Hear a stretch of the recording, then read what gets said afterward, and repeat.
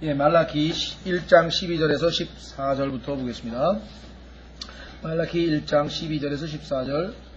그러나 너희는 말하기를 주의 상은 더러워졌고 그 상의 열매 곧 그분의 먹을 것은 없인 여겨도 된다 하여 내 이름을 더럽혔느니라.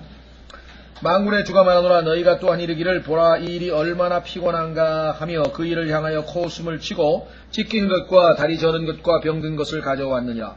주가 말하노라. 너희가 이같이 헌물을 가져왔으니 내가 너희 손에서 그것을 받겠느냐. 조금 전에도 말씀드렸죠. 하나님께서 우리를 받아들이시는 기준 받겠느냐. 속이는 자 곧 자기 양떼 중에 수컷이 있는데도 서원한 뒤에 부패한 것으로 주께 희생물을 드리는 자는 저주를 받으리라. 이는 내가 위대한 왕이요 내 이름이 이 교도들 가운데에서 두려운 것이기 때문이니라. 만군의 주가 말하노라. 예, 여기 보시면은 참 제사장들이 하는 짓들이 얼마나 가증스러운 것인가 아마 여기서 다시 한번 확인을 하게 되는 것 같습니다. 자, 여기 보시면은 주의 상은 더러워졌다 이렇게 주장을 하는 사람이 있었습니다. 근데 실제적으로 이것을 누가 더럽혔는가? 실제적으로 우리 7절에 보시면 너희가 더러운 빵을 내 제단 위에 드리고도 이르기를 우리가 어떻게 주를 더럽혔나이까 하니, 너희가 더러운 빵을 드려서 더럽혀졌는데 주의 상이. 그런데 한다는 소리가 이제 더러운 빵이 있으니까 이제 거기 안 가겠다, 이게 제사 안 드리겠다. 이게. 오늘날 우리가 좀 환원해서 설명을 드리자면은, 예를 들면 그 교회에 가니까 사랑이 없고 사람들이 예를 들면 아주 이기적이고 정말 전부 다 지것만 챙기고 그러더라. 예를 들면 그래서 난 그 교회 안 가겠다 는 주장을 펴는 사람이 보니까 성경에 오늘 나와 있는 것처럼 주님의 테이블을 상을 더럽힌 자가 더러워서 그곳에 안 간다고 한 것처럼 이기적이고 자기가 주님 보시기에 가장 자기중심적으로 행동한 사람이 이기적인 사람이 많아서 교회 안 간다. 자기가 위선적인 사람이 대부분 그래. 그 교회 가니까 위선자가 많아가지고 교회 못 가겠다. 거의 대부분에 보면은 하나님 말씀대로 그런 일이 벌어지게 되는 것을 우리가 보게 됩니다. 불평불만이 있을 때 보면은 그 불평불만이 나오게 되는 그 원인 제공자가 누군가 보면 거의 대부분이 그 말을 하는 사람들이라고 하는 사실을 성경에서 우리가 오히려 발견하게 된다는 것이죠. 그래서 오늘 본문에 보시면은 보통 그런 얘기들을 많이 합니다. 근데 대부분의 경우에는 말씀드린 것처럼 이미 주님께서 그들을 기뻐하지 않으셨기 때문에 안 받아들인 거예요. 그러니까 제물을, 헌물을 맨날 드려봐야 그것은 아예 처음부터 하나님 앞에 합당한 경배가 이루어진 게 아닙니다. 마찬가지로 이제 나 그 교회 안 가 이런 사람들 대부분 보면은 아예 처음부터 영과 진리로 경배를 한 번도 드려본 적이 없는 사람들이 대부분인 경우다 이 말입니다. 그래서 오늘 본문에 보시면은 아주 역설적이게도 자기가 원인을 제공해놓고 자기가 주님의 상을 다 더럽혀놓고 더러울 거 음식도 먹을 것도 신통치 않고 이래서 안 가겠다라고 지금 12절에 이야기하는 것을 우리가 보게 되는데요. 한 가지 우리가 여기서 짚고 넘어올 것은 아까 말씀드린 것 14절 끝부분에 이방인들은 주님의 이름을 지금 두려워하고 있다고 아까 말씀을 드렸었죠. 여러분들 미국의 몇 년인가요? 1700년도인가요? 그 대각성 운동이 몇 년도였죠? 1700년대인가? 예. 미국의 그 1750년도서부터 약 7, 80년 정도의 그 The Great Awakening 7이죠. 7번에 걸쳐서 아주 대부흥 운동이 일어났다고 합니다. 우리나라는 1907년에 평양에서 아마 대부흥이 일어났다고 얘기들을 교회사에서 보게 되는데요. 하여간 미국에서도 하여간 조나탄 에드워드라든가 그런 사람들이 웨슬리 등등등등 해가지고 쭉 여러 아주 하나님의 일꾼들이 등장하면서 미국의 동부로부터 하여간 이 복음이 아주 이 서부로 옮겨가는 과정에서 큰 부흥들이 많이 일어났다고들 역사적으로 우리가 교회사에서 많이 이야기를 합니다. 그때 기록을 보면은 무슨 설교를 그냥 막 외치고 막 소리를 치고 그게 아니고 써가지고 와서 또박 읽는 설교인데도 그 설교를 듣고 얼마나 많은 사람들이 그 말씀에 찔림을 받고 도전을 받고 회개하고 구원을 받고 또 느슨했던 성도들은 다시 주님 앞에 헌신을 다짐하고 이런 일들이 아주 간증들이 들어보면은 그뿐만 아니에요. 어떻게 이 부흥이 강력하게 일어났는지, 집회가 한번 지나간 그 동네에는 술집이고 무슨 뭐 댄스홀이고 이게 전부 문을 닫아버리는 거예요. 왜? 안 믿는 사람인데도 괜히 그거 장사했다가는 하나님 앞에 벌 받을 것 같은 두려움이 엄습할 정도로 아주 강력한 역사들이 일어났다고 하는 것을 우리가 보게 됩니다. 이방인들도 뭔가 이 하나님의 어떤 엄위하심과 이런 것에 대해서 다들 지식들을 가지고 있다 이 말입니다. 안 믿는 사람들 중에서는 그런 얘기를 합니다. 왜 당신은 예수님을 안 믿습니까? 그러니까 예수님을 믿으면 내가 좋아하는 것을 못하기 때문입니다. 술을 나는 즐겨 마시는데 술을 끊어야 되지 않습니까? 그러니까 예수님 믿으면 하나님이 뭐를 싫어하는지를 이방인들은 알아요. 안 믿는 사람들은 안다니까. 그러니까 나는 술 때문에, 나는 담배 때문에, 나는 이게 노름을 좋아하는데, 나는 뭐 주말이면 늘 영화를 보러 가야 되는데 교회하고 영화하고 어떻게 동시에 갑니까? 뭐 한 군데 포기해야 되는데 뭐 등등등등 하여간 뭐 이런 얘기들. 그런데 그리스도인들 중에서는 그와 같은 것들을 소위 말하면 나는 이미 구원받은 사람이고 천국은 따놓은 당상이고 이제 나에게는 자유가 주어졌기 때문에 무슨 일을 해도 구원은 안 잊어버린다. 그 말은 맞는데 그 마음 자세는 잘못됐죠. 그렇죠? 그 구원을 이루시기 위해서 본인은 아무것도 안 하고 공짜로 얻었는지 모르지만 하나님께서는 자신의 생명을 내어주시고 온갖 고초와 고난과 심지어 있는 지옥의 고통까지 맛보셨는데 그래 그 하나님께서 은혜로 주신 구원을 갖다 그렇게 가벼이 여기고 쉽게 죄에 빠져들어간다? 죄에 대하여 죽은 우리가 어찌 다시 죄와 상관이 있겠느냐라고 로마서 6장에 말씀하시잖아요. 그러니까 때로는 우리가 저런 사고방식이 어디서 나오는가? 이게 마귀에게 미혹당한 거죠. 어떻게 그런 사고방식이 나와요? 도대체 이제는 천국은 따는 당상이니까 지금부터 좀 뭐 즐겨보자고? 자기 자신을 위하여 살지 아니하고 자기 자신을 위하여 죽으신 그리고 부활하신 하나님의 아들이신 예수 그리스도를 위해서 살도록 지금 그저 옛사람을 십자가에 못 박고 새 사람을 다시 성령으로 일으키셔서 영을 이렇게 살려 놓으셨는데 어떻게 그와 같은 사고방식을 가지고 있는지는 모르겠다. 그러나 성경에 보면은 하여간 타락한 이 이스라엘 백성 모양으로 타락한 하나님의 백성들도 참으로 많은 경우에 있어서 안 믿는 사람보다 못한 모습들을 많이 보였던 것은 분명한 것 같습니다. 자, 그래서 오늘 여기 보시면은 12절에 우리가 살펴봤고 13절입니다. 만군의 주가 말하노라 너희가 또한 이르기를 보라 이 일이 얼마나 피곤한가 하며 그 일을 향하여 코숨을 치고 찢긴 것과 다리 저는 것과 병든 것을 가져왔느니라 주가 말하노라. 자, 지쳤다 이 말이죠. 피곤하다는 얘기는 뭐냐면 이게 이제 좀 요즘 말로 하면 소위 말하면 지겹다 이 말이에요. 설교도 내가 뭐 벌써 20년째 들어봤는데 이제 뭐 내가 안 들어본 설교가 없더라니까. 뭐 아무리 잘하는 사람 설교도 난 다 아는 거야. 내용을 뻔해. 끝날 때 어떻게 끝나는지 난 다 알아. 그 다음에 성경 구절 뭐 나오는지도 알아 나는. 그 다음에 이런 사람 있죠. 그러니까 뭐 소위 말하면은 이제 매너리즘에 빠진 거예요. 뭐 다 해본 건데 나 누구 왕년에 뭐 성경 안 읽어본 사람 있나? 이봐 나도 성경 하루 20장씩 읽었던 시절이 있었던 사람이야. 그럼 지금 2장이나 읽나? 2장은 무슨 다 아는 건데 안 읽는다 얘기지. 그럼 왕년에 무슨 뭐 갈비 안 먹어본 사람 있나? 그럼 지금 안 먹으면 굶어요? 어제 갈비 먹었으니까 오늘은 굶어요? 논리로 따지면 그렇죠? 영적으로 굶은 건데. 어쨌거나 그와 같은 방식으로 얘기하는 사람들, 설교도 기도도 모임도 뭐 영적인 어떤 그러한 모든 것들이 다 이제 그거 다 옛날에 나도 해봤어. 그 한때지 뭐 그냥 어펜다 뭐 한 번 조금 그냥 뭐 그냥 갔다가 뭐 나중에 세월 가면 다 그게 그거야 이런 사람이 있는데 이 사람들이 지금 그런 거예요.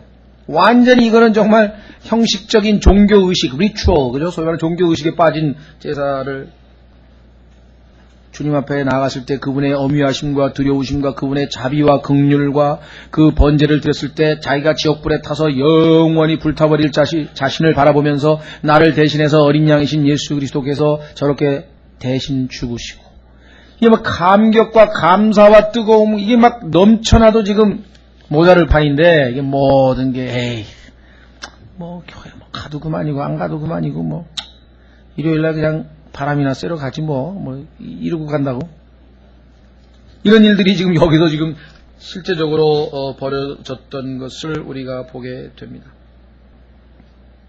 근데 여러분들 진정으로 자기 부인을 사랑하면요, 한 20년 데리고 살아보니까 그게 그냥 그렇더라고. 그럽니까? 아니면 내가 말이야 살면 살수록 우리 집사람한테 저런 면이 있었나? 뭔가 좀 새롭게 발견되는 게 있고 뭐 사랑이 점점 깊어지고 뭐 그러니까요. 자식 새끼도 한 20년 키워보니까 그놈들 뭐 이럽니까? 아니면 정말 이놈이 그래도 막 그렇게 이기적이고 막 아버지한테 대들고 그러더니 어느 날 뭐 은혜를 받았는지 갑자기 그냥 막 말도 잘 듣고 말이죠. 뭐 막 달라지는 것 이게 뭐가 지겹다는 얘기는 사랑이 없다는 얘기죠. 그렇죠? 하나님에 대해서 마음으로 사랑으로 다가간 게 아니니까 종교 의식으로 그냥 막 자기중심적으로 하는 나중에 보니까 제풀에 지쳐서 재미가 없고 시시하다는 거예요. 전부 다 시시하다는 게. 이렇게 된 상황을 지금 우리가 보고 있습니다. 그렇죠? 교회 형제자매들도 마찬가지입니다. 만날 때마다 참으로 저 형제가 지난 일주일 동안은 주님으로부터 어떤 은혜를 받았는고 혹시나 또 마귀에게 또 어떤 어려움은 없었는고 그런 관심에서 어떻게 지냈나 이렇게 궁금한 게 아니고 지겹게 봤는데 오늘 또 왔네. 이렇게 되면 곤란하니. 그런데요, 이런 사람들이 즉 영적인 것에 대한 지침 또는 지겨운 현상을 보이는 사람들은요, 육적인 것에 대해서는 굉장합니다. 그냥 뭐 이틀 3일 화투를 쳐도 끄떡도 안 해요. 그냥 큰 짜장면 시켜다 먹으면서 그냥 치고 또 치고 컴퓨터 아예 거기 뭐 인터넷 PC방에서 살다가 어떤 애 죽었잖아요. 일주일 동안 밤새고 그냥 뭐 빵 먹고 우유 먹어가면서 게임 이거 하다가 그냥 죽었다니까. 그 정도로 그냥 막 에너지가 넘치는 거예요. 그죠? 요즘에 무슨 홈 시어터인지 뭔지가 나타나가지고 그냥 막 비디오로 막 산더미처럼 쌓아놓고 그냥 막 먹을 거 막 무슨 새우깡 그냥 햄버거 막 싸다 놓고 먹고 그게 미국의 뚱보 보셨죠? 미국 뚱보. 잘못하면 그렇게 되는 거예요. 그 사람들 왜 그렇게 되냐면 맨날 그것 때문에. 그 이외에도 하여간 스포츠 하면 또 껍벅 죽어가지고 그냥 채널을 그냥 스포츠 보는 사람, 인터넷 하여간 안 지쳐 그거는. 안 지겨워 그거죠? 안 지겹죠? 육신은 그냥 그런 거 안 지겹다고. 근데 우리가 얘기하는 영적인 활동에 조금만 저기 하면 그냥 금방 눈치를 주는 사람이 설교 한 20분쯤 지나면은 자꾸 뒤돌아보고 그래서 시계 보라고, 목사 보고 시계 보라고. 그죠? 그러니까 옛날에 유병현인가 그 양반은 그러더라고. 한 2시간쯤 설교하더니 한 2시간 남았는데 갈 사람 가! 막 그러고 아직 2시간 더 남았대요. 난 그때 그냥 그것도 다다미 바닥에 그냥 이쪽으로 양반 다리하고 앉아가지고 그냥 언제나 끝나나. 나는 그때나 구원받았지 않았습니다. 그러니까 지겨워할 만도 하죠. 구원도 안 받은 사람이 가가지고 로마서인지 뭔지 2시간만을 듣고 있는데 정말 조금 재밌다가 하다가 지쳤다. 2시간 더 남았다고 가라 그러더라고요, 집에. 중간에 나와버렸지만 저는. 하여간 그 다음에 등등등등. 그런데 성경에 보면요, 아브라함은 예수 그리스도의 날을 기대하다가 그를 보고 즉 창세기 22장에서 보고 기뻐했느니라 라고 하는 표현도 나오고요. 정말 이 설레이는 마음으로, 그렇죠? 주일날 딱 되면 오늘 하나님께서 어떤 말씀을 나에게 주실 것인지 또 형제들의 모습은 어떨 것인지 이렇게 아주 설레이는 마음으로 주님이 주시고자 하는 그러한 것에 대한 어떤 기대감으로 막 이게 정상인데 전혀 그런 게 아닌 상황이 지금 영적으로 지금 여기에 나타나 있는 상황입니다. 그것뿐만 아니에요. 코웃음까지 쳐요. 코웃음. 성경에 보니까 말이야, 리워야단이라는 그 마귀가 말이야, 다 들어, 난 다 알아. 그거 옛날에 다 배운 거야. 리워야단 다 배운 거야. 성경에 보니까 말이야, 우리가 천년왕국에 가면은 말이지, 950살까지 산대. 다 아는 거야. 다 아는 거. 코웃음 치고 다 아는 거. 이렇게. 여기도 지금 보면 말이야, 코웃음까지 쳤다 이게.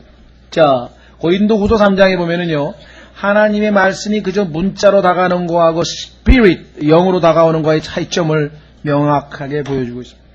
고린도후서 3장 보십시오.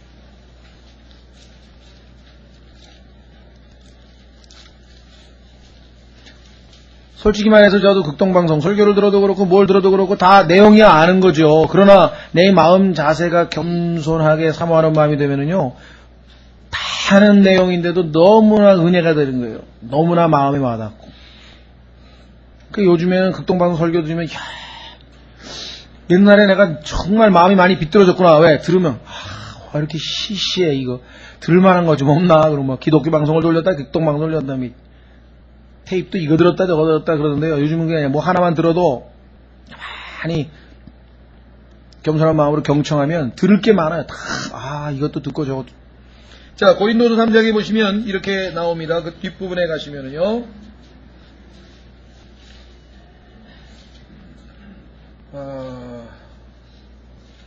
어디에 나오나요? 예, 여기 보시면은 우리가 6절부터 보겠습니다. 고린도후서 3장 6절 그분께서 또한 우리를 새 상소 권약이 유능한 사역자로 삼으시되 율법 조문의 사역자가 아닌 율법 조문 글자 하나하나란 말이죠. 여기 나와 있는 게 레터란 말 레터. 그러니까 그냥 성경을 그냥 하얀 건 종이 까만 건 글자 뭐 이렇게 읽는 그런 전혀 그 말씀이 뭐예요? 내가 너에게 이른 말들이 영이요 생명이라 그랬는데 영이요 생명으로 대하지 아니하면 그야말로 이게 잉크루슨 글자 하나는 글자고 하나는 빈 공간이고 그럴 거 아니에요. 여기 보시면 율법 조문의 사역자가 아닌 영의 사역자로 삼으셨나니 내가 너희에게 이른 말들이 곧 영이요 생명이라. 이는 율법 조문은 주기되 영은 생명을 주기 때문이라. 여러분들이 성경을 읽을 때 그 담긴 스피릿으로 여러분 마음에 다가오지 아니하면 죽인다 그랬다. 지겹죠. 그렇죠?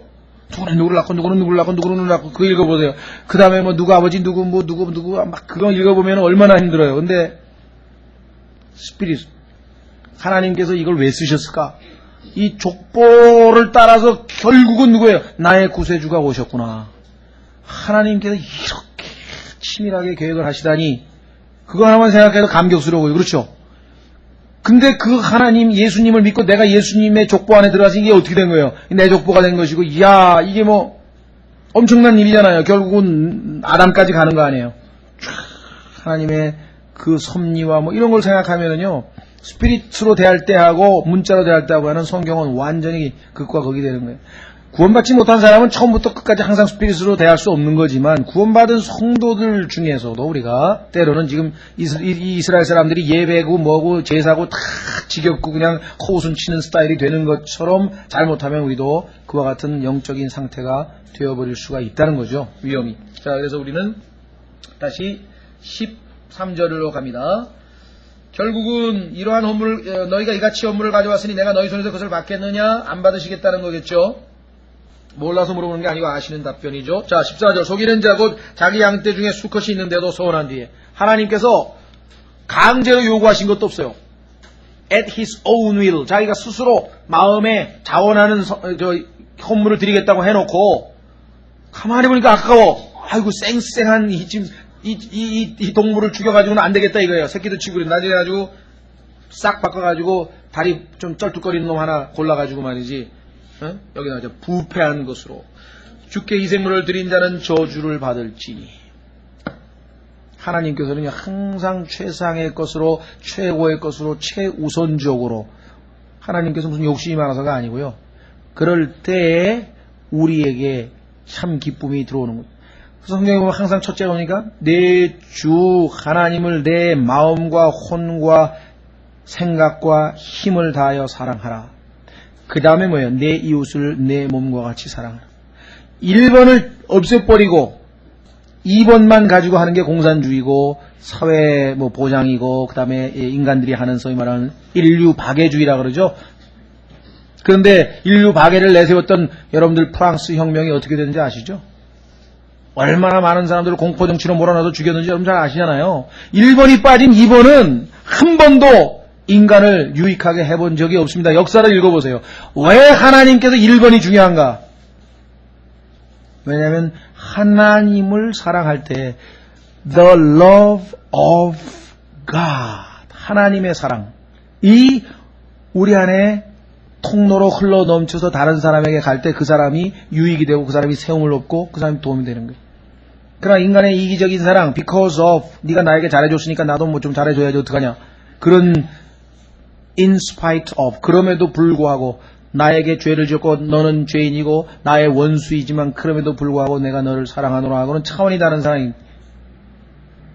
항상 인간은 그와 같은 이유가 있는 그런 붙어있는 그런 사랑으로 하면은요 결국은 파괴적이 되고 말아. 왜? 나중에 가서 네가 나를 사랑했으니까 사랑할게 하다가 네가 나 쳤으니까 어떻게 해? 나도 쳐야지. 그것밖에 더 되겠어요? 결국은 답변이 이거. 자, 그래서 결국은 1차적으로 하나님께서 가장 원하시는 것, 그런데 여기는 부패한 것으로 주께 희생물을 드리는 자는 저주를 받으리니 이는 내가 위대한 왕이요 내 이름이 이교도들 가운데 두려운 것이기 때문이니라 만군의 주가 말하노라. 이렇게 말씀을 했습니다. 말씀드린 것처럼 참으로 우리가 하나님 앞에 속임수로 큰 거 드린다고 해놓고 나중에 가서 딴소리하고 이런 속임수로 드리는 행위, 여기에 대해서 지금 정죄하고 있는데요. 성경에 보면은 여러 가지 예가 좀 있습니다. 그 중에 몇 가지만 좀 살펴보겠습니다. 자, 여호수아 24장입니다. 여러분들 이방인들 가운데는요 자기 자식도 하나님께 갖다 바치는 사람이 있잖아요. 성경에 보면은 잘못된 짓이지만 그 정도까지 하나님을 두려워하는데 이건 동물을 갖다 바치는데도 그냥 하나님께서 바치라는 거 안 바치고 막 부패한 걸 갖다 바쳤으니 참으로 하나님께서 얼마나 서운하셨겠는가. 자, 여호수아 24장에 보시면은 14절부터 유명한 여호수아의 마지막 연설입니다. 성경에 보면은 죽기 전에 마지막으로 유명한 말들이 여러 개 나오는데요. 아예 그 책도 있어요. 뭐더라 이름이? 제 책 이름을 잊어버렸네. 약간 죽기 전에 마지막으로 한 말들을 쫙 모아놓은 책이 하나 있습니다. 그 책 있죠? 그거 좀 사다 놓은, 저도 누구 줘버렸는데. 하여간 그거 좀 읽어보시면 도움이 많이 돼요. 왜? 이 사람은 죽기 전에 마지막에 이 얘기를 했구나. 이 사람은 이런 얘기를 했구나. 특히 웨슬리라든가 이런 사람들 보면 정말 도전받는 얘기를 합니다. 죽는 순간에.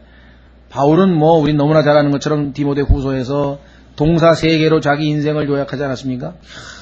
간단하잖아요. 네. 나는 싸웠노라, 믿었노라, 그 다음에 뭐예요? 지켰노란가요? 네. 믿음을 지키고, 선한 싸움을 싸우고, 그 다음에 뭐예요? 네? 3가지인데? 마쳤다. finish. 내 갈 길을 마쳤다. finish. 바로 그거죠. 네? 그래서 마지막 순간에 죽기 전에 했던 그런 내용들을 아예 책으로 만들어 놓은 게 있습니다. 그것도 아주 상당히 아마 도움이 되는데요. 그 중에 하나가 이 여호수아의 명연설 중에 하나입니다. 자, 한번 보겠습니다. 14절. 여호수아 24장 14절. 그러므로 이제 주를 두려워하며 성실함과 진실함으로 그분을 섬길지니. 그동안은 그렇게 안 섬긴 거죠. 이스라엘 사람들이. 그러니까 지금 권면하는 거죠. 너희 조상들이 강 저편과 이집트에서 섬기던 다른 신들을 제거하고. 자, 우리가 생각할 때는 이스라엘 백성들의 조상들이 저쪽에 갈대아 우르에서 아브라함이 가나온으로 오기 전에 갈대아 우르에서 우상 숭배하던 거는 잘 알고 있습니다. 왜? 그 지역은 바벨론 지역이고 우상 숭배 지역이니까. 그건 이해가 되죠?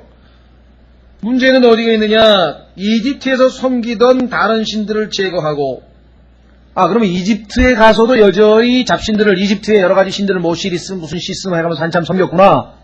그것까지도 이해가 돼요. 왜? 포로로 잡혀갔으니까.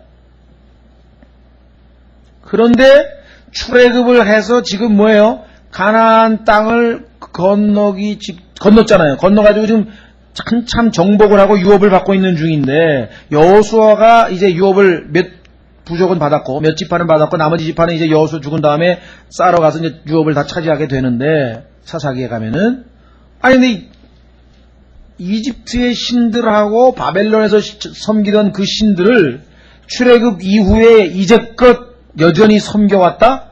누구와 함께? 주 여호와 하나님과 함께. 여러분들 상상이 가십니까? 오늘날 교회 시대는 어떻습니까? 여러분 생각에는 우리는 이스라엘 사람들은 너무하네. 우리는 오직 주님만 천만의 말씀이에요. 우리는 우리의 돈을 섬기고 우리의 명예를 섬기고 우리의 직업을 섬기고 우리의 가족을 섬기고. 성경이 뭐라 하십니까? 탐심은 곧 우상 숭배야.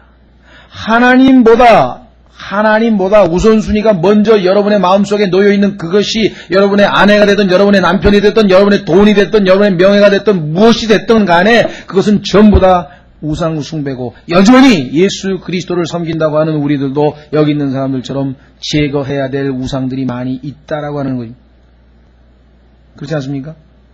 여러분 마음에 예수님만이 완전히 여러분의 마음을 차지하고 있습니까? 또 항상 예수님이 1번입니까? 1번이 아닌 경우도 있을 거 아니에요. 진짜 중요한 일에 있어서는 주님 잠깐만 비켜 계세요. 잠깐만 쉬고 계세요. 제가 요일 좀 처리하고 그 다음에 다시 또 주님께서 제 생애를 통제해 주시기 바랍니다. 그런 경우가 얼마나 많냐 이게. 마치 그 너무너무 내게는 중요한 그 일은 예수님이 무능해서 그 일은 다스리 처리하실 수 없는 것처럼 행동할 때가 얼마나 많으냐. 그렇죠? 특히 자기가 자신 있는 그 분야에 있어서는요, 예수님이 필요 없어. 왜? 내 자신 있으니까. 자신 있잖아요. 어떠세요? 사실은 오히려 그 자신 있는 분야일수록 더 사실은 겸손해야 돼. 왜? 그것이 빌미가 돼서 내가 교만해질 수 있는 거예요. 대부분 사람들은 못하는 분야는 하나님께 도와주세요 하고 기도하다가 자기가 좀 잘하는 거 나타나면 필요 없어. 예수님 비키세요. 내가 할 테니까. 자, 여기 보시면은 제거하라 그랬어요. 아직 제거 안 했어요. 이 상황까지. 15절 만일 주를 섬기는 것이 너희에게 좋지 않게 보이거든 너희 조상들이 강 저편에서 섬기던 신들이든지 혹은 너희가 지금 거하는 땅의 아무리 족속의 신들이든지 너희가 섬길 자를 이날 택하라. 그러나 나와 내 집으로 말하건대 우리는 주를 섬기겠노라 하니. 아마 이 구절 가지고 막 설교 아마 수만 개 했을 거예요. 아마 지금까지. 얼마나 많은 설교를 했는지 아마 뭐 설교를 따로 하지 않아도 이 말씀 자체가 우리에게 뭔가 결단을 촉구하는 그런 거겠죠. 16절 백성이 대해 이르되 우리가 주를 버리고 다른 신들 섬기는 일을 결코 하지 아니하리니. 정말 이분 말은 정말 너무 잘해요. 그렇죠? 예, 설교 탁 들으면 헌신 기도하고 회개 기도하는 거 보면 야 이제 바뀌겠지. 안 바뀌어요. 또 안 바뀐다고. 또 안 바뀌고 똑같아요. 여기도 보시면 이는 주 우리 하나님 그분께서 우리와 우리 조상들을 인도하고 이집트 땅 속박의 집에서 나오게 하시고 우리 눈앞에서 그 큰 표적들을 행하시고 우리가 지나온 모든 길에서와 우리가 통과한 모든 백성들 가운데서 우리를 보존하셨음이며 간증도 참 잘하죠. 또 주께서 우리 모든 백성 곧 이 땅에 거하는 아모리 족속을 우리 앞에서 쫓아내셨음이니이다. 그런 주 우리도 주를 섬기는 이는 그분께서 우리의 하나님이시기 때문이니이다 하며 여러분 생각에는 드디어 많이 변화됐구나. 됐다. 내가 이제 편히 눈을 감겠노라. 천만의 말씀입니다. 그게 아니고 19절 여호수아가 백성에 이르되 너희가 능히 주를 섬기지 못하리니. 안 된다 이거야 너는. 왜? 너희가 섬기는 하나님이 누군지 너희는 몰라. 그분은 거룩하신 분이셔. 그분은 질투하는 분이야. 네가 하나님과 곁들여서 다른 신들을 플러스 알파로 곁다리에다가 부록으로 끼고 다니면 절대로 너희는 주님을 섬길 수 없다. 이스라엘의 실패는 뭐냐? 하나님을 섬기긴 섬겨요. 그런데 또 뭐예요? 만몬신도 같이 섬기고 다곤신도 같이 섬기고 섬기는 거라고. 거기에 실패해. 하나님 안 섬긴다는 게 아니에요.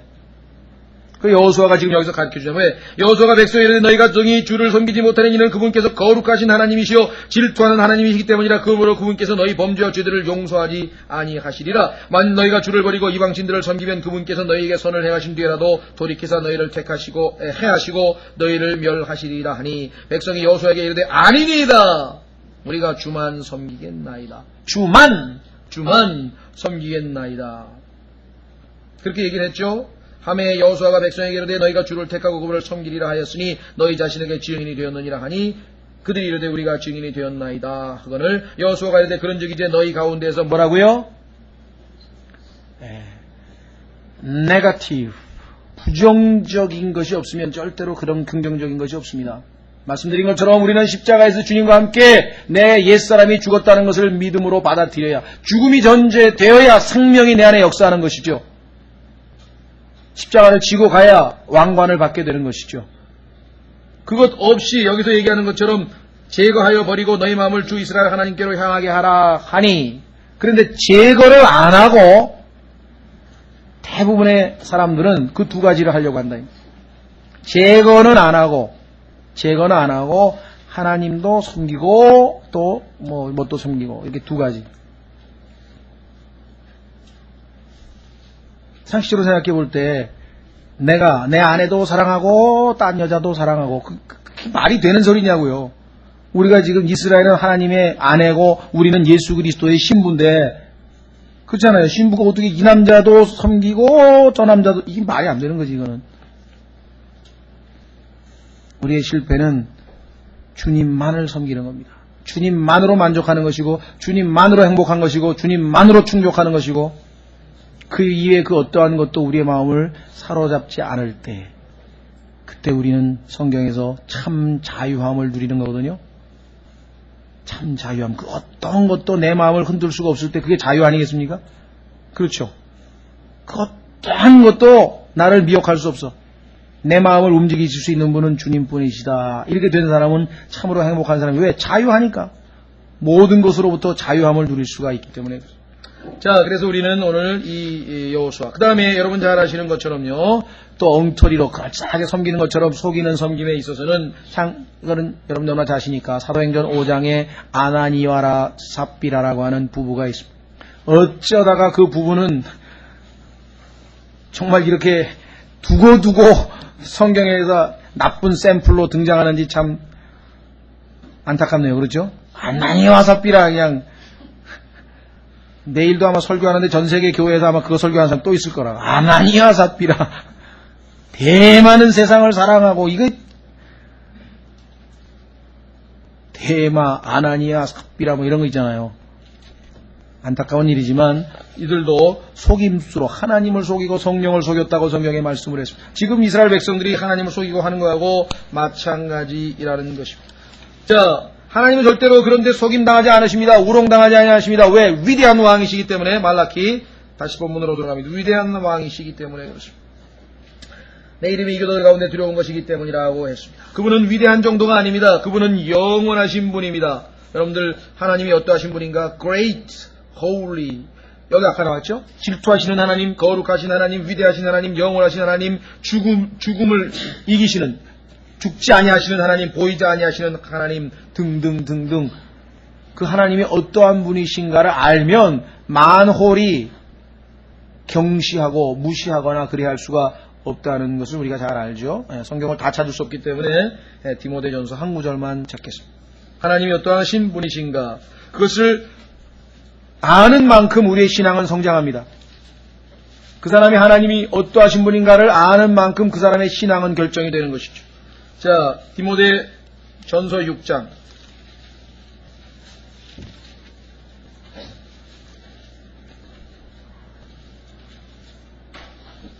15절.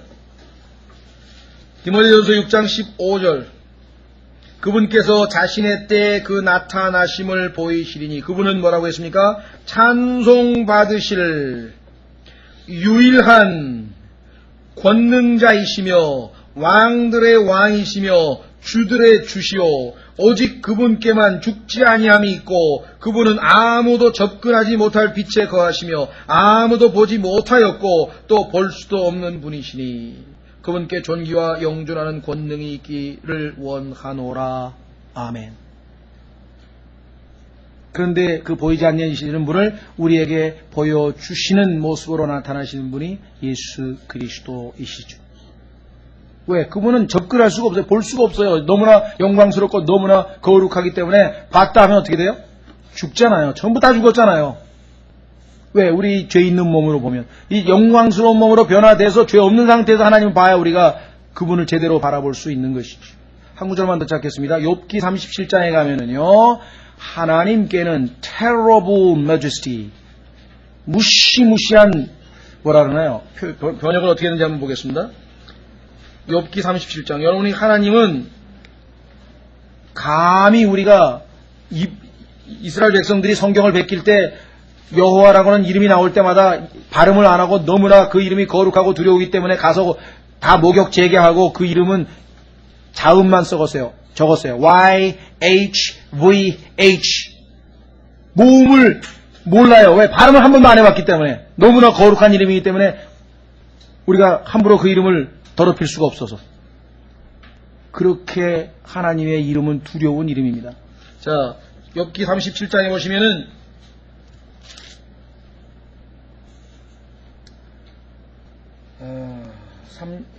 22절, 욥기 37장 22절에 보시면은 엘리후의 고백이나 신앙 고백이죠. 이렇게 기록되어 있습니다. 욥기 37장 22절, 좋은 날씨가 북쪽에서 나오나니, 하나님 계신 것이죠. 북쪽에 있는 것. 하나님께는 두려운 위엄이 있느니라. Terrible majesty. 하나님께는 두려운 위엄이 있느니라. 우리가 가볍게 여기서 성경 공부할 때 때로는 정말 어떨 때 보면은 하나님이라는 이름을 너무나 많이 발설하지만 사실은 우리가 그렇게 가볍게 발설할 수 없는 두려운 위엄이 있는 분이라는 사실 우리가, 그래서 하나님께서는 자신의 말씀 앞에 두렵고 떠는 자를, 하나님을 두려워하는 것이 뭐라고 했습니까? 지혜의 시작이라. Beginning of the wisdom. 하나님을 두려워하지 아니하고는 인간이 제일 먼저 깨달아야 될 것은 뭐냐면 바로 하나님을 두려워한다. 그분은 창조주이시고 우리는 피조물입니다. 그렇죠? 100% 우리가 의존할 수밖에 없는 존재죠. 자, 그래서 우리는 다시 말라기 14절 끝부분에 하나님이 어떠한 분이신가를 조금 살펴보았습니다. 자, 2장은요 1절서부터 9절까지가 제사장에 대한 얘기가 또 나오는데, 그러면 아까 여태까지 얘기한 제사장들에 대한 얘기하고는 어떻게 차이가 있는가?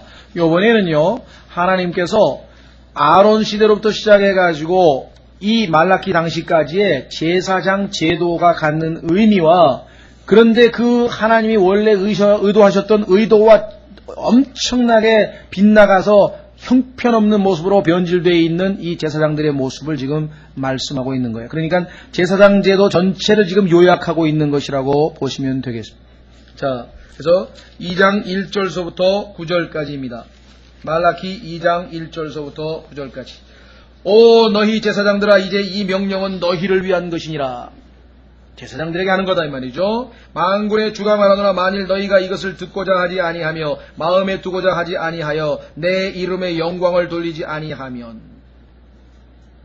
제사장을 부르신 목적이 이건데 그러지 아니하면 내가 너희에게 심지어 저주를 보내어 너희의 복들을 저주하리라. 참으로 내가 이미 그 복들을 저주하였나니 이는 너희가 그것을 마음에 두지 아니하였음이라. 보라, 내가 너희 씨를 썩게 할 것이요 똥 곧 너희의 엄숙한 명절의 똥을 너희 얼굴에 바르리니 사람이 너희를 그 똥과 함께 취하여 가리라.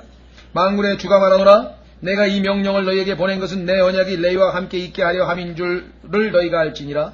레위와 함께하는 내 언약은 생명과 화평의 언약이라. 내가 그것들을 그에게 준 것은 그가 두려움으로. 첫 번째, 제사장이 하나님 앞에 서야 됐을 때 첫 번째 자격 요건, 두려움으로 나를 두려워하며 내 이름 앞에서 무서워하였음이라. 그의 입에는 진리의 법이 있었고 그의 입술에는 불법이 없었으며 그가 화평과 공평으로 나와 함께 걸었고 많은 사람을 돌이켜 불법에서 떠나게 하였느니라. 제사장의 입술은 지식을 지켜야 하겠고 사람들은 그의 입에서 율법을 구하여야 하리니 이는 제사장이 만군의 주의 사자이기 때문이니라. 7절은 아주 중요한 겁니다. 왜냐? 일반적으로 제사장 하면 사람들이 제사 지내는 것만 염두에 두는데 제사 지내는 종교의식보다 훨씬 중요한 것은 그분의 말씀을 붙들고 있어야 된다는 것입니다. 여러분과 제가 오늘날 영적인 제사장입니다. 우리에게 있어서 외형적인 예배 형식과 종교 형식이 중요한 게 아니라 말씀에 대한 우리의 태도, 자세. 8절, 그러나 너희가 그 길에서 떠나 많은 사람을 율법에 걸려 넘어지게 하였도다. 만군의 주가 말하노니 너희가 레위의 언약을 썩게, 이 썩다는 말이 부패라고 하는 단어입니다. 똑같은 부분에서 좀 같은 단어를 썼으면 좋겠는데요. corrupt, 부패시켰느니라, 썩게 하였느니라. 9절, 그러므로 너희가 내 길들을 지키지 아니하고 율법에서 한쪽으로 치우쳤으므로 나도 너희로 하여금 모든 백성 앞에서 멸시와 천대를 당하게 하였느니라. 일단 9절까지고요. 10절은 약간 결론적인 얘기.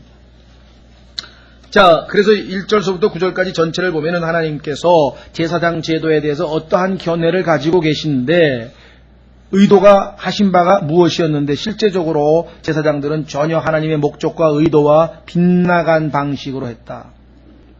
여러분들 그런 얘기를 종종 합니다. 밥 존 시니어라고 하는 분이 요즘에 하도 성공 사례, 그죠? 성공이 성공 아주 이제 강박관념에 걸려 살잖아요, 사람들이. 무슨 분야에든 약간 성공을 해야 뭐가 되잖아요, 성공. 그런데 진짜 인생에서 성공한 사람이 누군가? 그것은 하나님께서 자기에게 하라고 하신 그것을 찾아내서 그것을 완수하는 사람이라 그랬어요.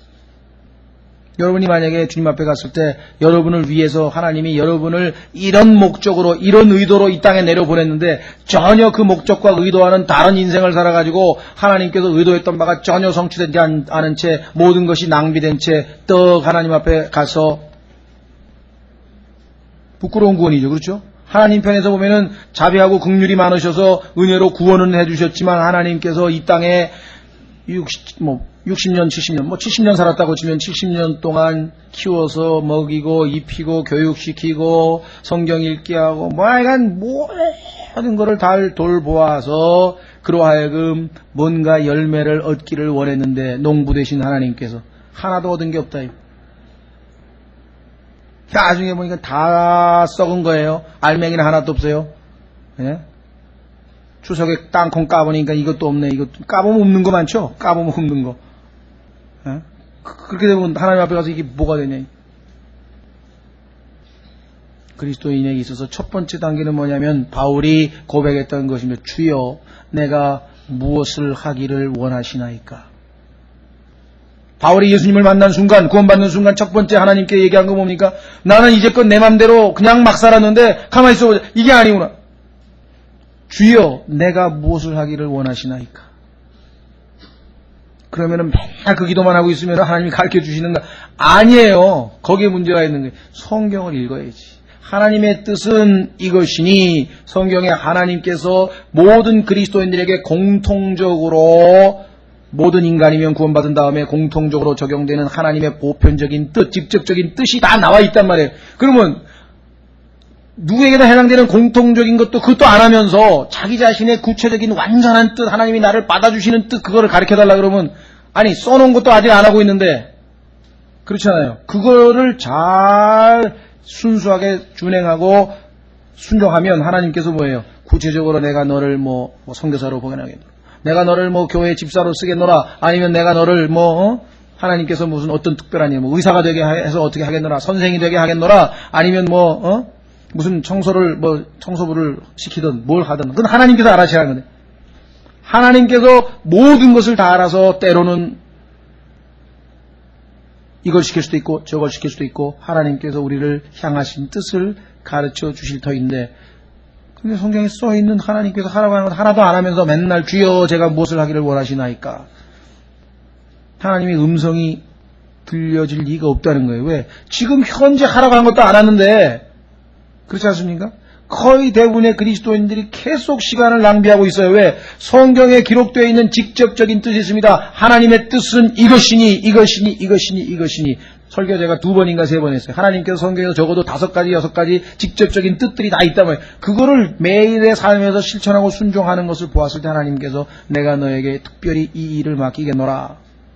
사도 바울도 하나님께서 그와 같이 해서 사용을 하신 것이죠. 자, 마찬가지로 하나님께서 제사장들을 뽑으신 이유가 있는데, 의도가 있는데, 목적이 있는데, 이건 완전히 의도, 목적에서 다 빗나간 모습들을 지금 여기 보이고 있다, 이 말입니다. 그렇다면은, 우선 이 제사장이라고 하는 것이 어떻게 만들어졌는지부터 조금, 역사적인 것을 오늘 살펴보면은, 다음 시간에는 본격적으로 내용을 좀 공부하겠습니다. 자, 우선, 하나님께서 이스라엘 백성 전체를 일단은 제사장 국가로 뽑으신 겁니다.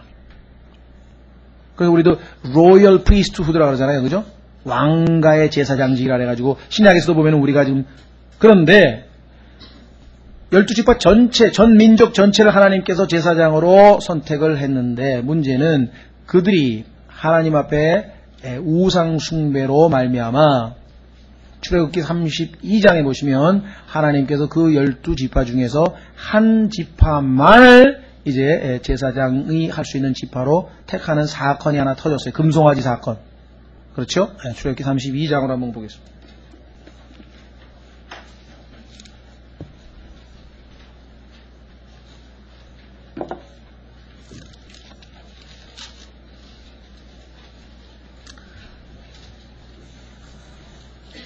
출애굽기 32장 25절 출애굽기 32장 25절. 모세가 본즉 백성이 벌거벗었더니, 벌거벗었다고 하는 말 하나님 앞에 수치죠. 왜? 하나님 앞에는 죄를 가리워야 되는데 이는 아론이 그들로 하여금 벌거벗게 하여 원수들에게 수치거리가 되게 하였음이라. 내일 아마 좀 설교할 것 같아서 제가 오늘 길게 하지 않겠습니다만은 이 벌거벗음이, 노출이 수치스러운 일이라고 하는 사실을 모르는 이 시대에 우리가 지금 살고 있습니다. 그게 멋진 건 줄 알아요. 이게 완전히 전도가 돼도 한참 전도가 된 거예요. 결코 노출과 벌거벗음은 성경적인 관점에서 볼 때는 하나님 앞에 지극히 수치스러운 거예요. 26절. 이에 모세가 진영의 문에서 서서 이르되 주의 편에 속한 자가 누구냐. 왜? 온 백성들이 모조리 다 금송아지를 섬기고 우상숭배를 했습니다. 모세가 하나님 앞에 가서 지금 기도하고 있는 판에, 40일 금식 기도를 하고 있는 판에, 그래서 내게로 나오라 하니 레위의 아들들이 함께 모여 그에게로 오매. 이때 레위의 아들들은 그들이 저지른 엄청난 죄를 알게 된 것이죠. 그래서 결국은 이제 뭐라고 하겠습니까? 주의 편에 속한 자, 금송아지 편에 속한 자 가만히 있고 주의 편에 속한 자 나오라고 했을 때 27절. 모세가 그들에게 이르되 주 이스라엘의 하나님께서 이같이 말씀하시기를 너희 각 사람은 허리에 칼을 차고 온 진영을 문에서 문으로 두루 들락날락하며 각 사람이 자기 형제를, 각 사람이 자기 친구를, 각 사람이 자기 이웃을 죽이라 하셨느니라. 무섭죠. 끔찍합니다. 그렇죠? 아니 형제를 죽이고 이게 지금 뭐 다 죽이는 거예요. 예? 형제, 그 다음에 뭡니까? 친구, 이웃.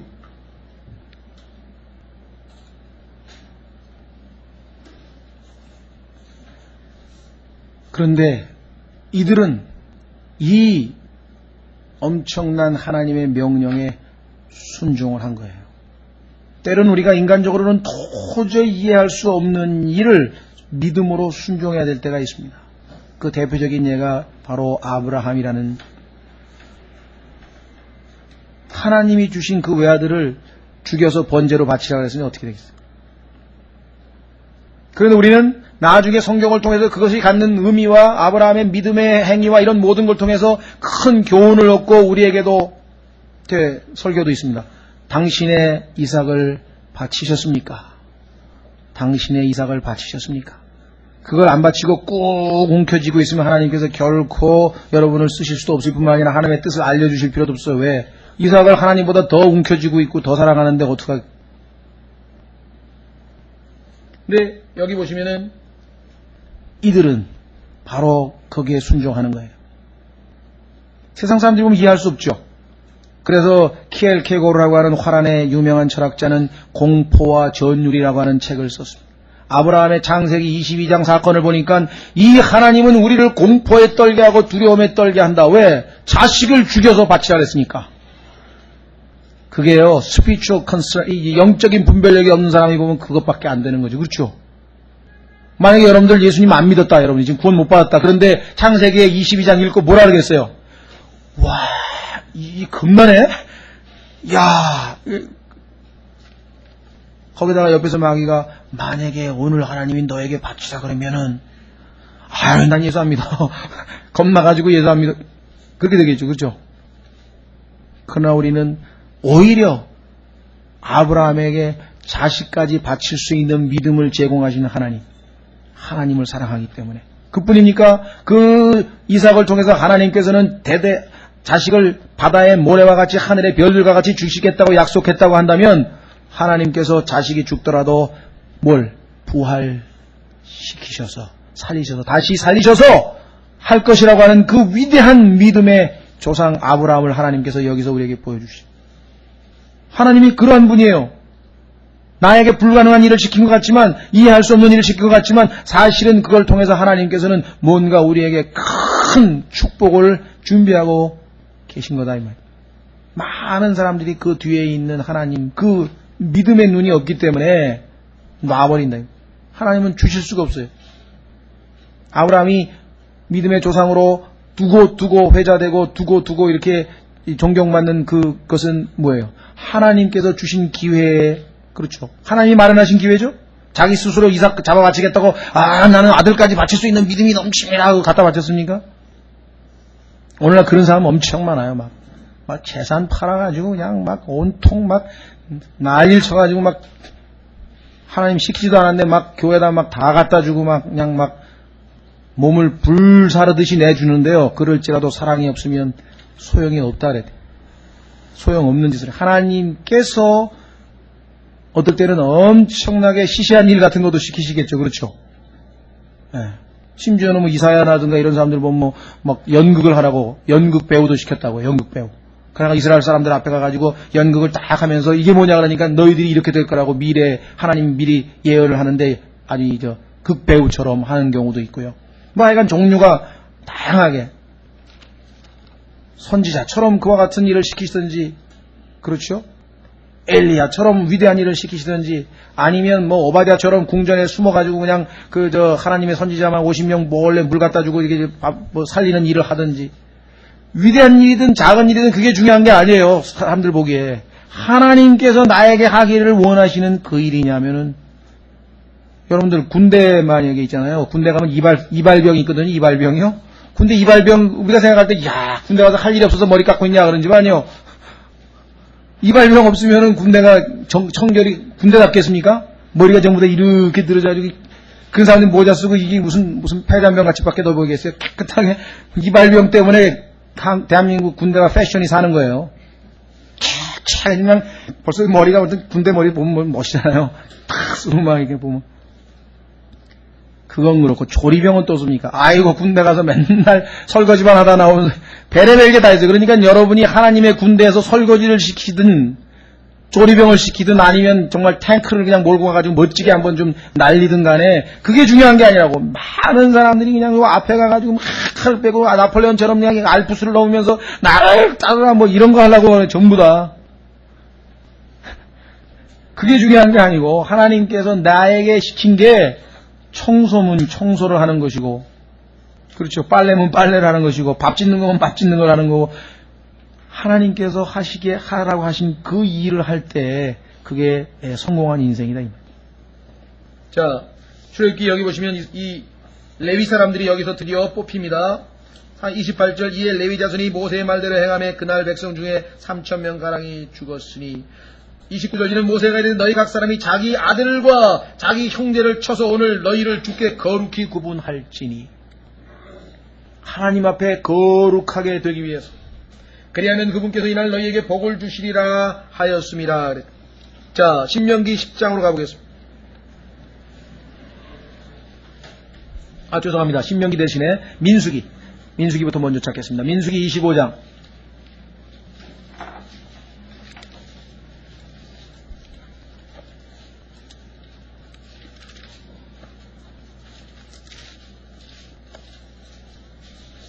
민수기 25장이라고 하는 것은 여러분 아마 성경을 읽으신 분들은 잘 기억하시겠습니다만은 소위 말하면은 이스라엘 백성들이 이제 모압 땅에서 이스라엘 이제 가나안 땅으로 입성하기 직전에 이 위기를 느낀 모압 왕이 바알람을 선지자죠. 바벨론 땅에서 시날 땅에서 바알람을 고용을 해가지고 어떻게든지 이스라엘을 저주해서 자기들이 이 위기를 모면하려고 했었었는데 아무리 해도 하나님께서 이 바알람에게 이스라엘을 축복하라고 하는 명령만 주시지 그래서 결국은 이제 소위 말하면 방법을 바꿨죠. 방법은 뭐냐? 이스라엘을 타락하게 해서 하나님이 타락한 이스라엘 백성을 때리도록 심판하시도록 그 방법밖에 없다 이게. 왜? 하나님은 이스라엘 백성을 축복하셨기 때문에. 그래서 이제 방법은 뭐냐? 여기에 오늘 말라기와도 나중에 관계됩니다만은 이방 민족과 혼인을 음행을 저지도록 다 작전을 요즘은 뭐 미인계라 그러나 뭘 썼어요. 거기에 지금 걸려들. 자 보십시오. 민수기 25장 이스라엘 사람들이 시팀에 머무르더니 백성이 모압의 딸들과 행음하기 시작하니라. 그 여인들이 자기 신들에게 희생물을 드릴 때 행음 보세요. 뭐다가 나오나 우상숭배와 연관이 돼 있죠. 백성을 청하여 백성이 먹고 그들의 신들에게 절하니라. 이스라엘이 스스로 바알보엘에게 연합함으로 주의 분노가 이스라엘 향해 불같이 타오르니라. 질투하시는 하나님의 질투를 건드린 겁니다. 담자가 있는 사자의 수염을 건드린 거나 마찬가지고 그렇죠. 주께서 모세에게 이르시되 백성의 우두머리를 모두 붙잡아 해를 향하여 주 앞에 목을 매달라 그리하면 주의 맹렬한 진노가 이스라엘에게서 떠나리라 하니 모세가 이스라엘의 재판관들에게 이르되 너희는 각각 자기 사람들 중에서 바알보엘에게 연합한 자들을 죽이라 하니라. 그런데 보라 이스라엘 자손의 온 회중이 회중의 성막 문 앞에서 울 때 이제는 회개의 눈물을 흘리고 있는데 이스라엘 자손 중 한 사람이 모세의 눈앞과 온 회중의 눈앞에서 미디안 여인 하나를 데리고 자기 형제들에게로 오니라. 미디안 여인의 이름이 15절에 가시면요, 이때 죽임을 당한 미디안 여인의 이름은 고수비. 그러고 보니까 뭐 미국 뭐 텔레비전에서 무슨 고수비인지 뭔가 하는 것 같은데 그런 거 있나요? 고수비가 무슨 배우 배우 이름 아닌가요? 나 지금 잘 모르겠네. 예? 코미디언 이름이죠. 그래서 제가 성경을 읽으면서 가만히 있어봐, 이게 어디서 고수비가 봤는데 성경에 나오는 이름이더라. 하여간 어쨌거나 여러분들이 7절 제사장 아론의 손자여 엘라살의 아들인 비느하스가 이것을 보고 회중 가운데 일어나 손에 창을 들고 그 이스라엘 남자를 따라 장막에 들어가서 그 두 사람 곧 이스라엘 남자와 그 여인의 배를 꿰뚫으니 이에 재앙이 이스라엘 자손에게서 그치니라. 그 재앙으로 죽은 자가 24,000명이더라. 주께서 모세에게 말씀하시되 어떤 사람은 그렇게 잔인하게 죽일 수 있느냐. 그래서 24만 명을 살린 겁니다. 24,000명밖에 안 죽은 거예요. 24만 명을 살린 거죠. 하나님께서 왜 사형제도를 주셨습니까? 이 사형제도 폐지하는 사람들은 뭘 몰라도 한참 몰라요. 그 사람 하나 살리면 나중에 얼마나 많은 사람이 그 사람 때문에 죽을 것인지를 그걸 모르고 있다고요. 죄가 오염돼서. 11절 제사장 아론의 손자요 엘라셀의 아들인 비느하스가 그들 가운데서 나를 위해 열심을 내어 주님을 향해 이스라엘 자손으로부터 나의 진노를 돌이켜서 내가 질투 중에 그들을 진멸하지 아니하게 하였도다. 그러므로 너는 말하라. 보라, 내가 그에게 내 뭐라고 했습니까? 화평의 언약을 주리니. 레위 지파와 맺은 언약이 생명의 언약이 화평의 언약이라고 말라기에서 말씀하셨던 바로 그것. 말라기 3장에 나오잖아요. 이제 2장에 지금. 13절 그와 그의 뒤를 이을 그의 씨가 이것 즉 영존하는 제사장 직분의 언약을 얻으리라. 언약. 하나님과 언약을 맺어도 제사장. 이는 그가 자기 하나님을 위해 열심을 내었고 이스라엘 자손을 위해 속죄하였음이니라. 자, 그 다음에 신명기 10장으로 갑니다. 신명기 10장에 가면 하나님께서 이 제사장 언약에 대한 언급을 이렇게 말씀하고 있습니다. 신명기 10장. 이렇게 하나님께서 이 제사장과의 특별한 관계를 맺고 있었는데 그 모든 것을 내팽개치고 하나님을 무시한 채 제사장이 타락했다는 것, 심각한 얘기죠. 자, 신명기 10장입니다. 8절과 9절. 그때 주께서 레위 지파를 구별하사 주의 언약궤를 매게 하시고 주 앞에 서서 그분을 섬기며 또 그분의 이름으로 축복하게 하셨으니 이날에까지 이르니라. 그러므로 레위는 자기 형제들과 함께 나누는 몫이 없으며 상속이 없고 주 내 하나님께서 그에게 약속하신 바와 같이 주께서 그의 상속이 되시느니라. 주께서 그의 상속이 되시느니라. 땅도 필요 없고 다 필요 없어요. 레위 지파는. 왜? 주님 하나로 모든 것이 만족해요. 충족해요. 우리는 어떻습니까? 똑같아요. 이 세상 사람들은 돈도 있어야 되고 직장도 있어야 되고 뭐 다 있어야 돼요. 그러나 하나님께서 우리에게는 주님 하나로 만족하면 돼요. 그때는 어떤 사람은 당신은 왜 직장이 있고 당신은 왜 차가 있고, 하나님이 주셨으니까 있는 거지. 하나님이 주신 만큼 가지면 돼요. 찬송가에 나와 있는 것처럼 여기 상속이 기업이라고도 번역이 되죠. 기업. 나의 영원하신 기업. 생명보다 귀하다. 나의 영원하신 기업. 예수 그리스도. 여기 나와 있잖아요. 하나님께서 기업이 돼요. 그냥 딴 기업이 필요 없지. 그러면 당신 기업체 사장인데 그러면 왜 기업 가지고 있느냐? 아니, 그건 하나님이 주신 거 임시로 관리하고 있는 거지. 하나님이 달라 그러면 언제든지 드릴 거지. 내게 아니지. 그게 그리스도인의 경제관이잖아요. 내가 가지고 있는 모든 거 하나님께서, 나의 기업은 뭐예요? 나의 영원하신 기업은 하나님이시지. 예수 그리스도이시지. 그렇죠. 우리가 예수님께서 우리 거잖아요. 나의 기업. 자, 여기서 바로 레위 지파는 그와 같은 하나님의 특별한 언약을 받은 것이죠. 마지막 한 구절을 찾고 마치겠습니다. 신명기 33장 8절.